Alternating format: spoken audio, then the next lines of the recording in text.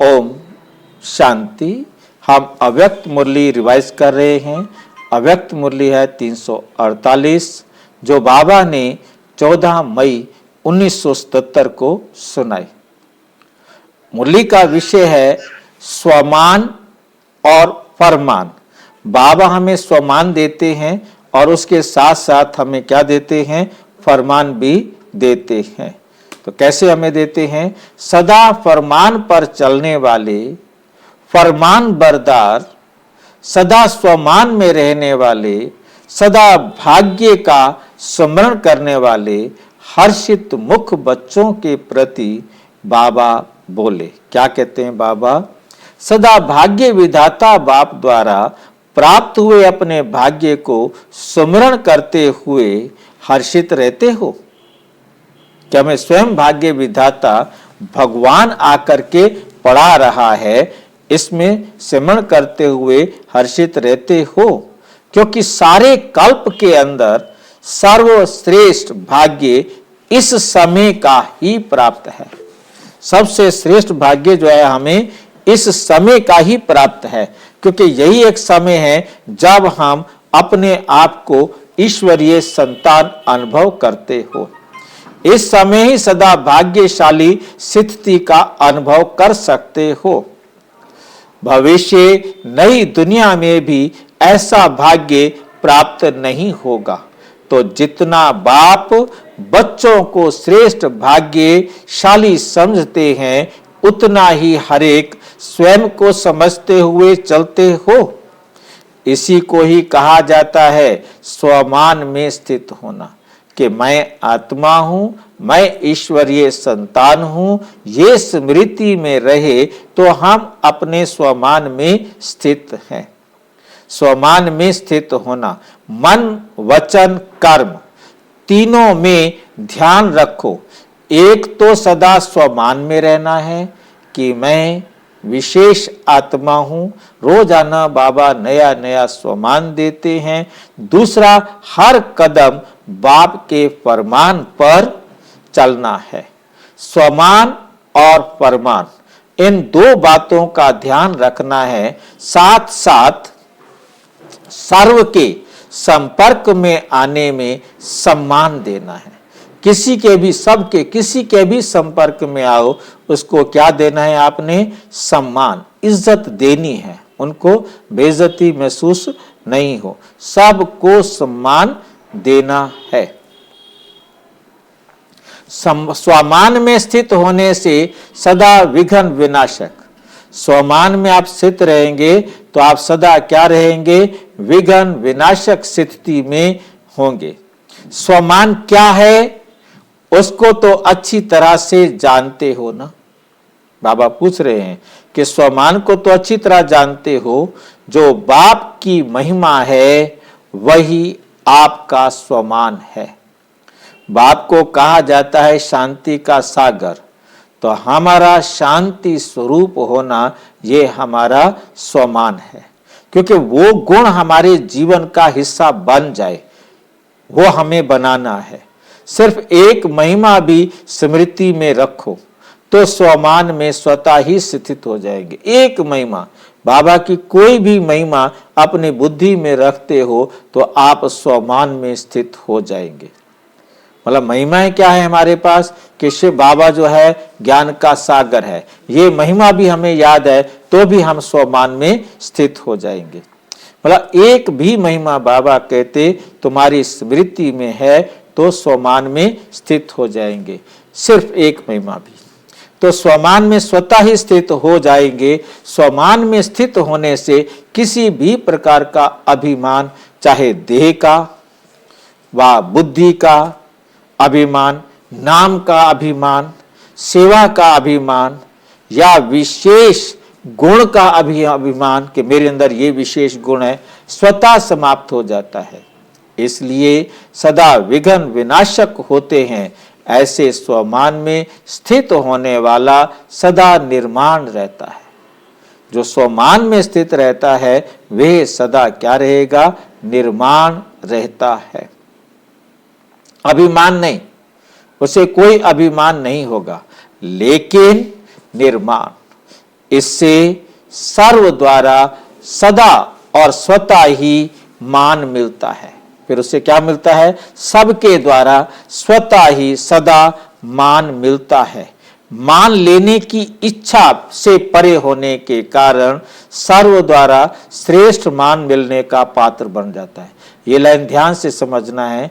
यदि उसके अंदर मान लेने की इच्छा नहीं होगी, परे होने कारण सर्व द्वारा श्रेष्ठ मान मिलने का पात्र बन जाता है। श्रेष्ठ मान, एक है मान, एक है श्रेष्ठ मान, मतलब सबके द्वारा उसको श्रेष्ठ मान मिलने का क्या मिल जाता है? आधार बन जाता है, पात्र बन जाता है।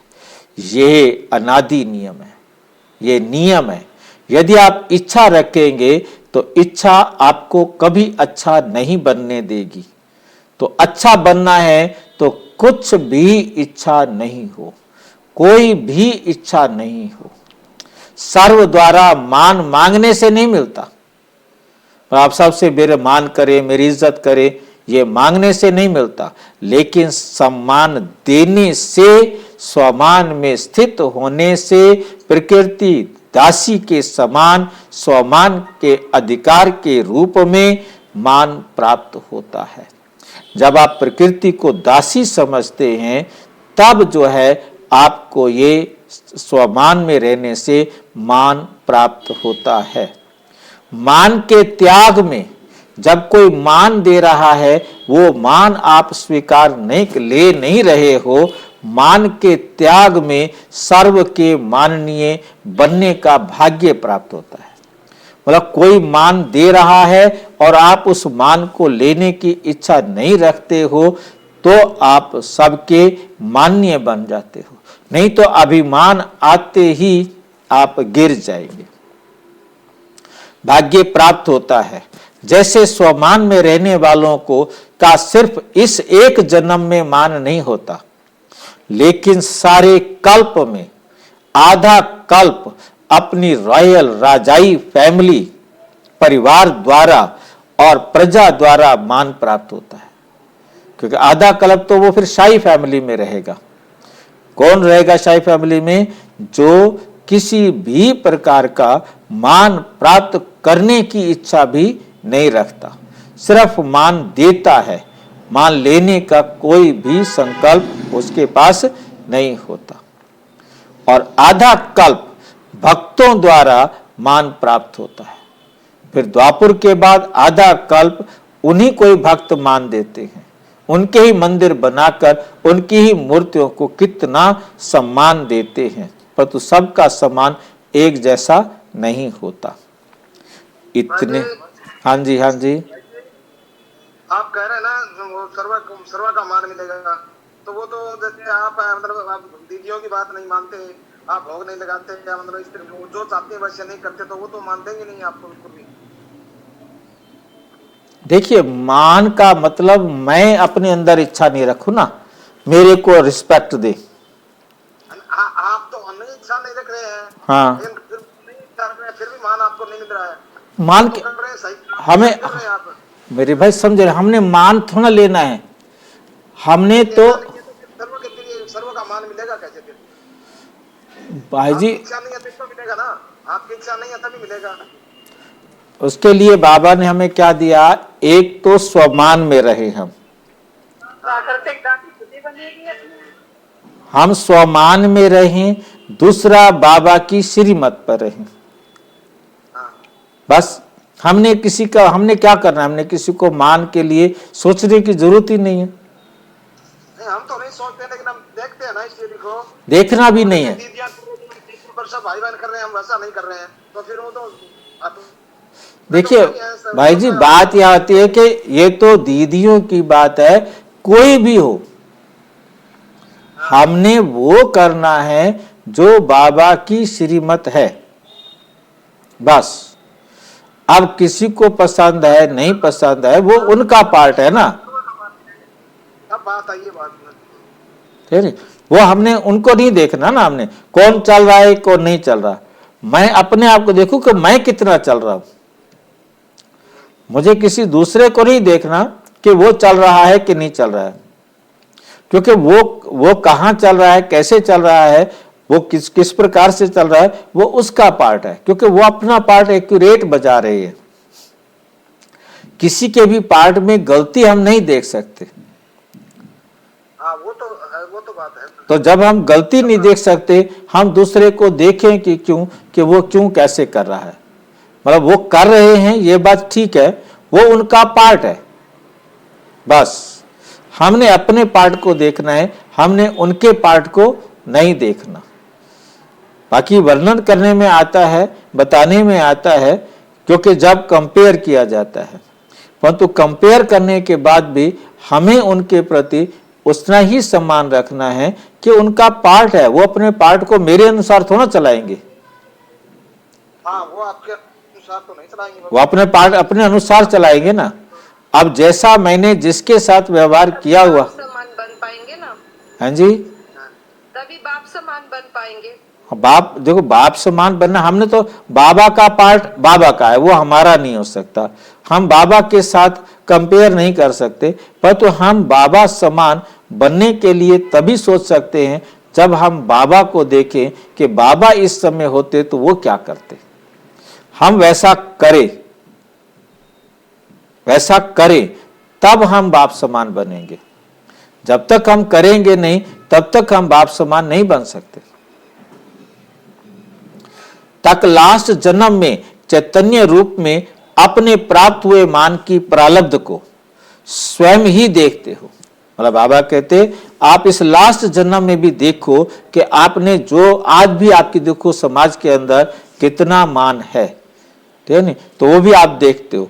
चैतन्य अपने जड़ चित्रों को देखते हो ना, आप चैतन्य थे और आपके ही जड़ चित्र है ना, तो सारे कल्प में प्राप्त हुए मान का आधार क्या हुआ।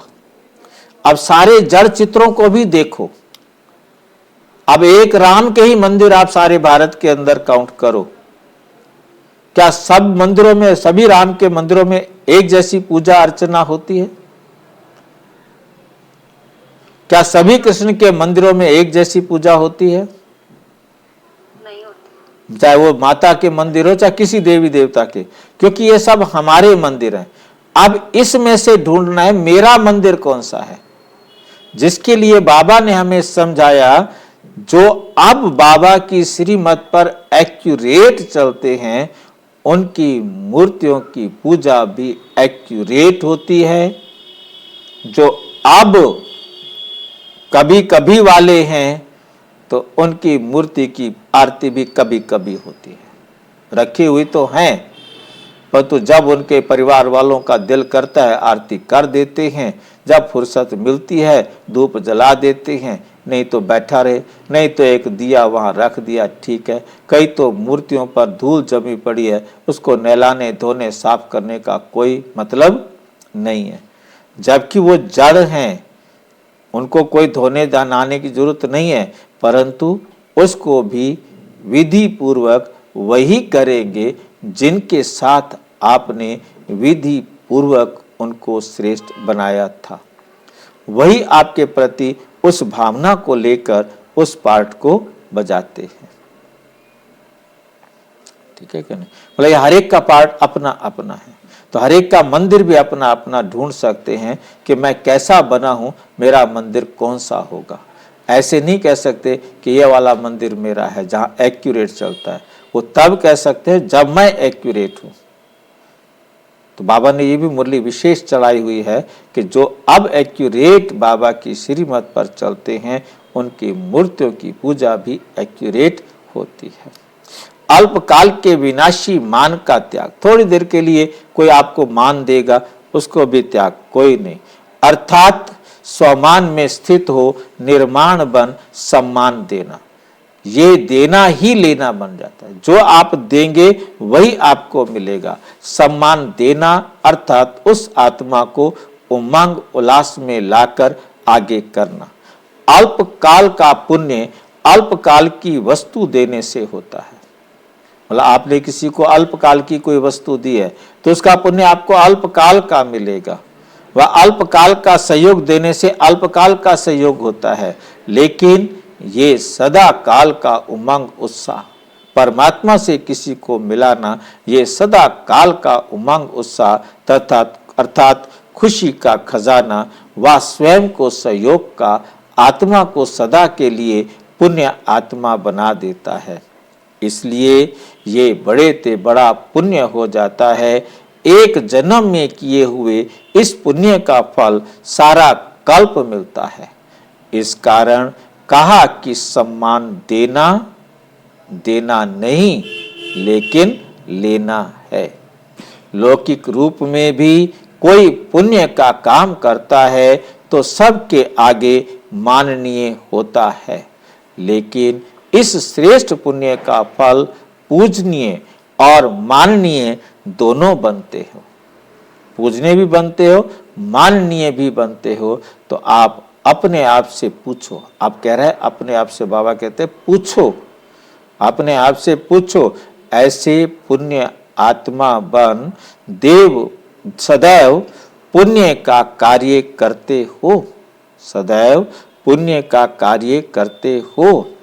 सम्मान दो व सम्मान मिलना चाहिए व मेरा सम्मान क्यों नहीं, मेरा सम्मान क्यों नहीं रखा जाता, इसका क्या क्यों रखा जाता है भाई, इसको तो बड़ा मान देते हैं और मेरे को मान नहीं देते।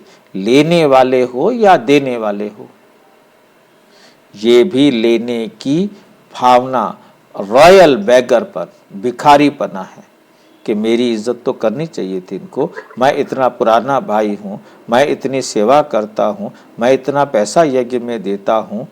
ये भी रॉयल बैगरपन है, भिखारीपन है। तो स्वमान और सम्मान, स्वमान में रहना है, सम्मान देना है, स्वमान में रहना है और सम्मान देना है। बाकी क्या करना है, हर कदम फरमान में चलना है, हर कदम फरमान पर चलना है। हर कदम फरमान पर चलने वाले के आगे सारी विश्व सदा कुर्बान जाती है। साथ साथ माया भी अपने वंश सहित कुर्बान हो जाती है, अर्थात सरेंडर, समर्पण। माया भी क्या हो जाती है, आपके आगे सरेंडर हो जाती है, समर्पण हो जाती है। माया बार बार वार करती है। इससे सिद्ध है कि हर कदम फरमान पर नहीं है, हर कदम फरमान पर नहीं है। सदा फरमान पर ना चलने के कारण माया भी झाटकू रूप में कुर्बान नहीं होती, वो भी कभी कुर्बान होती है, फिर चढ़ जाती है, फिर मालिक बन जाती है, फिर कुर्बान होती है, फिर मालिक बन जाती है। इसलिए बार बार वार करती है और बार बार आप लोगों को चिल्लाने के निमित्त बन जाती है। चिल्लाना हुआ ना, माया आ गई, माया आ गई, आज इस रूप में आ गई, अब क्या करें, माया को अर्थात विघ्न को कैसे मिटावें। तो झाटकू ना होने के कारण माया भी चिल्लाती, आप भी चिल्लाते हो। इसलिए फरमान पर चलो तो वे कुर्बान हो जाए। आप बाप पर कुर्बान जाओ, माया आप पर कुर्बान जाएगी। कितनी सहज साधन है, कितना सहज साधन है फरमान पर चलना। स्वमान और फरमान सहज है ना, इससे जन्म जन्मांतर की मुश्किल से छूट जाएंगे, जन्म जन्मांतर की मुश्किल से छूट जाएंगे। अभी सहज योगी और भविष्य में सहज जीवन योगी। सहज जीवन बनाओ, ऐसी सहज जीवन बनाओ, समझा। अच्छा, ऐसे सदा फरमान पर चलने वाले, फरमान बरदार, सदा स्वमान में रहने वाले अल्पकाल के विनाशी मान को त्याग करने वाले, सदा माननीय पूजनीय का पाठ प्राप्त करने वाले, ऐसे बाप पर सदा कुर्बान होने वाली आत्माएं सदा सर्व के प्रति सम्मान दे, स्नेह लेने वाली स्नेही आत्माओं को बाप दादा का याद, प्यार और नमस्ते। हम बच्चों की भी बाप दादा को नमस्ते नमस्ते नमस्ते। पांडव सेना युद्ध के मैदान पर है। पांडवों को महावीर कहा जाता है। महावीर अर्थात सदा माया जीत। महावीर कभी माया से घबराते नहीं, चैलेंज करते हैं किसी भी रूप में माया आवे, लेकिन परखने की शक्ति से माया को परखते हुए विजयी होंगे। तो परखने की शक्ति आई है, माया को दूर से आते ही परख लेते हैं। परख लेते हो, या जब माया वार करना शुरू करती है तब परखते हो। जितनी जितनी परखने की शक्ति तेज होती जाएगी तो दूर से ही माया को भगा देंगे। अगर आ गई फिर भगाया तो उसमें टाइम वेस्ट, समय व्यर्थ हो जाता है। फिर आते आते कभी बैठ भी जाएगी, आएगी, फिर माया क्या करेगी, बैठ भी जाएगी। इसलिए आने से ही नहीं देना, आने ही नहीं देना, माया को आने ही नहीं देना है। आजकल के जमाने में दूरंदेशी बनने का अभ्यास करो। किसका अभ्यास करना है हमने? दूरंदेशी बनने का अभ्यास करना होगा। साइंस के साधन भी दूर से परखने का प्रयत्न करते हैं।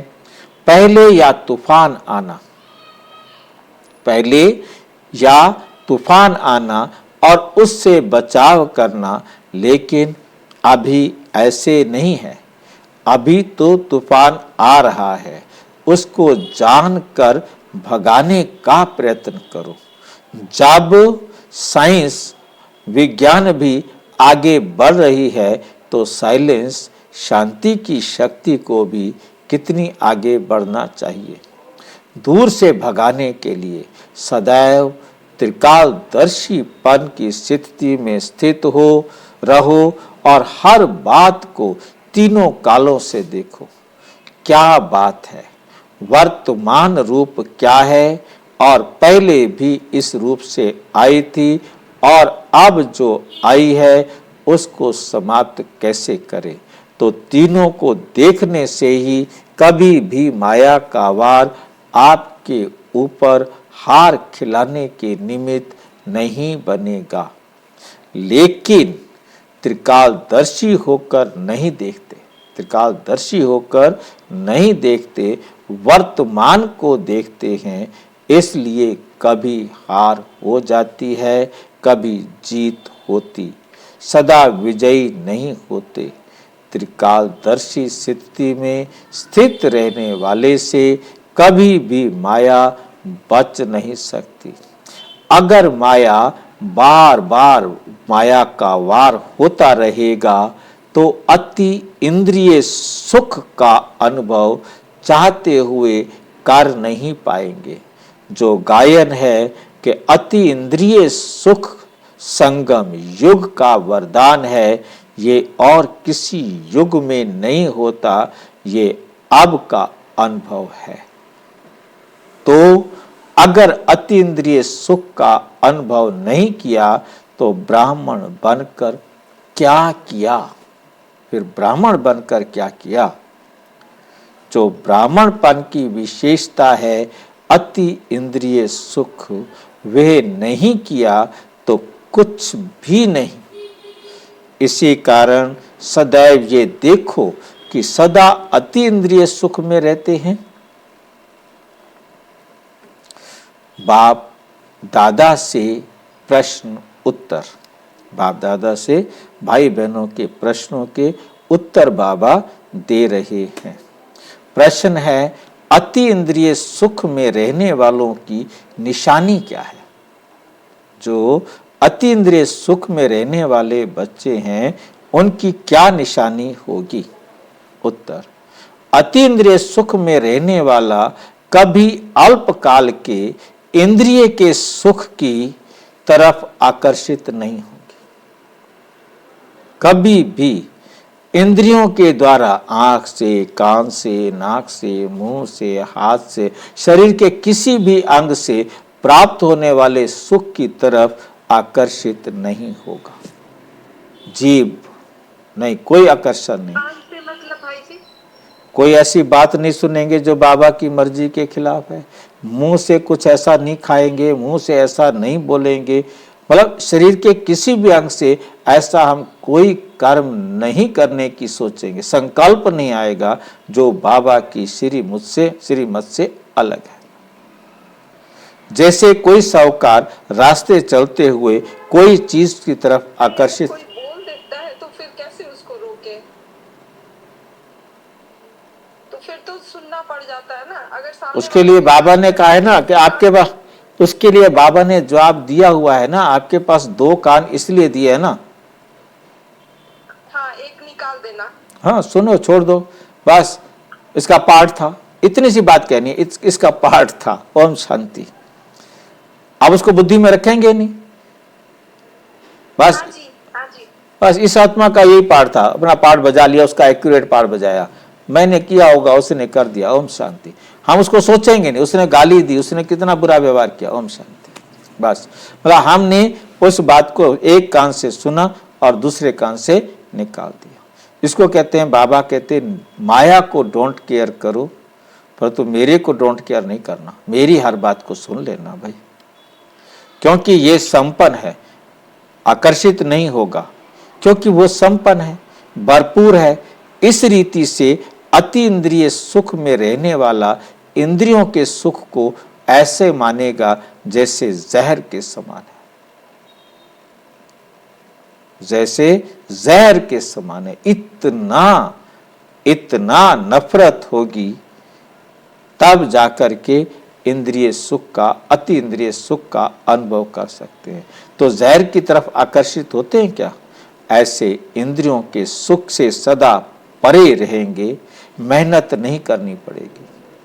तो हमने इस शरीर को केवल उतना ही तवज्जो देना है, उतना ही ध्यान देना है जितना बाबा ने देने के लिए कहा है, उससे ज्यादा इस शरीर के अधीन नहीं होना। बाबा ने कहा है इसको सात्विक आहार दो, इसको स्वस्थ रखो, स्वच्छ रखो, स्वस्थ रखो, इस पर हमें सोचना है।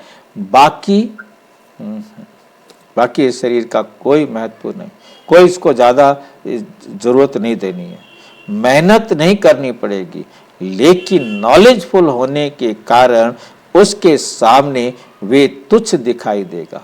अगर चलते चलते इंद्रियों के सुख के तरफ आकर्षित होते हैं तो इससे सिद्ध है कि अति इंद्रिय सुख की अनुभूति में कोई कमी है। अभी मुझे अति इंद्रिय सुख का अनुभव नहीं हुआ है। यदि मेरा मन इंद्रियों के सुख की तरफ जाता है, कुछ देखना चाहता है, कुछ बोलना चाहता है, कुछ करना चाहता है, कुछ सुनना चाहता है, मतलब ये बाबा कहते, लेकिन प्राप्ति नहीं है। इच्छा है, अति इंद्रिय सुख प्राप्त करने की इच्छा है, लेकिन प्राप्ति नहीं है। जिज्ञासु है, बच्चा नहीं है, उतार के अपने दिल तख्त से बाहर फेंक दिया। बच्चा है, जिज्ञासु है, ये बच्चा नहीं है। यदि वो अति इंद्रिय सुख का अनुभव नहीं ले रहा तो बाबा ने कैसे उतार कर फेंक दिया? ये जिज्ञासु है, भगत है, बच्चा नहीं है। बच्चा अर्थात अधिकारी, जिज्ञासु अर्थात इच्छा रखने वाला। इच्छा जब तक रहेगी वो उसे कभी अच्छा बनने नहीं देगी। प्राप्त हो, चाहना है ना, ये इच्छा नहीं, लेकिन प्राप्त है इस अधिकार की खुशी में रहने वाले, सदा इस अतीन्द्रिय सुख में रहो। इंद्रियों के सुख का अनुभव कितने जन्म से, 63 जन्मों से तो कम से कम कर ही रहे हो, बाकी कम से कम कोई 10 जन्म से भी आया हो, कोई 20 जन्म से भी आया हो, परंतु बाबा का ज्ञान तो वो सुनेंगे जो सतयुग या त्रेता में आ गए थे। तो मुरली तो वो सुन रहे हैं ना, उनके लिए बाबा सुना रहे हैं ना। तो इंद्रियों के सुख का अनुभव कितने जन्म से कर रहे हो, उससे प्राप्ति का भी ज्ञान है ना। क्या प्राप्त हुआ? कमाया और गंवाया। जब गंवाना ही है तो फिर अभी भी उस तरफ आकर्षित क्यों होते हो? अतीन्द्रिय सुख की प्राप्ति का समय अभी भी थोड़ा है, ये अभी नहीं तो कभी नहीं। यदि अभी आपने नहीं लिया तो फिर कभी भी अतीन्द्रिय सुख का अनुभव नहीं कर सकेंगे, फिर कभी मौका नहीं मिलेगा। अभी नहीं तो कभी नहीं। इसका सौदा अभी नहीं किया तो कभी नहीं कर सकेंगे। फिर भी सोचते रहते हैं छोड़ें नहीं छोड़ें। बाप कहते हैं तो छोड़ो तो छूटे, छोड़ो तो छूटे। कहते हैं छूटता नहीं है।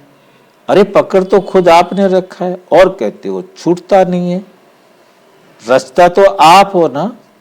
बार बार ठोकर मत खाओ, बार बार ठोकर मत खाओ।